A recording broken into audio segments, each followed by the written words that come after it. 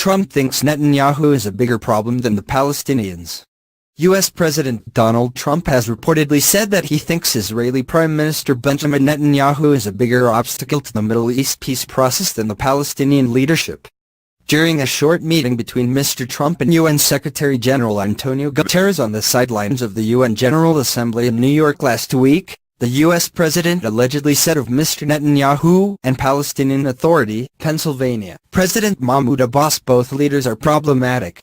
According to a Western diplomat who was briefed on Trump's comments, however, the general context was that from the two of them, Netanyahu is the bigger problem.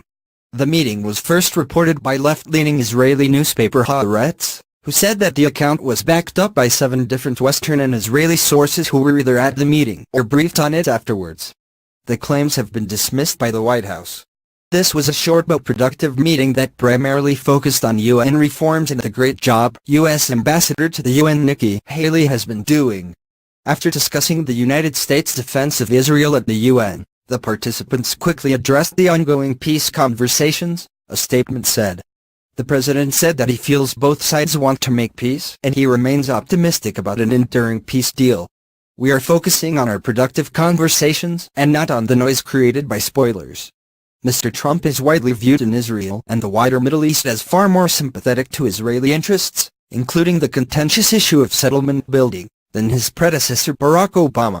However, he has repeatedly expressed a sincere desire to broker a peace deal in the intractable Israeli-Palestinian conflict, meeting with both sides in Washington, Jerusalem and Ramallah since taking office in January.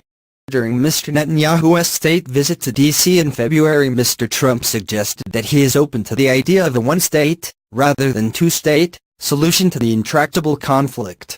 Such a move would be a marked change from U.S. policy since Bill Clinton's tenure, which, alongside the UN, EU, Arab League and others, has been to promote the idea of a peace deal involving a Palestinian state.